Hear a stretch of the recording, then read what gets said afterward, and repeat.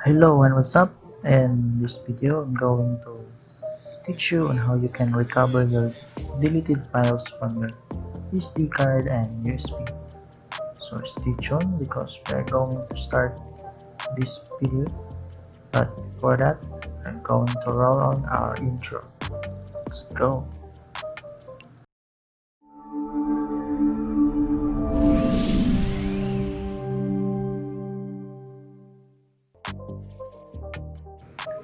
We have two applications to use to recover your deleted files from your SD card or flash drive. So this is the disk drill. So you are going to download this first and install on your PC, but of course you need to purchase premium on this application because it is only limited for 500 megabytes. So for example, if you have a huge files to recover, so you need to upgrade on this application, but it is really useful and very effective if you are going to recover your files. So as you can see, I am going to insert now my PC and I am running this application, this drill, and then you just turn on that one and get started. So you will see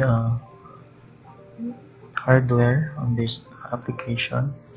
It automatically detected the files, and then once I inserted the SD card, then you will see that the SD card is now available. So if you are going to recover your files, and as you can see, I have already files on that application, but I have some photos that I want to recover in this SD card. So just locate that one and make sure you choose the exact storage. So as you can see, it's 28.9 gigabytes. So just click that one and then click this button here, and then it will start to scan your SD card to check whether you have a lost or deleted files in your SD card.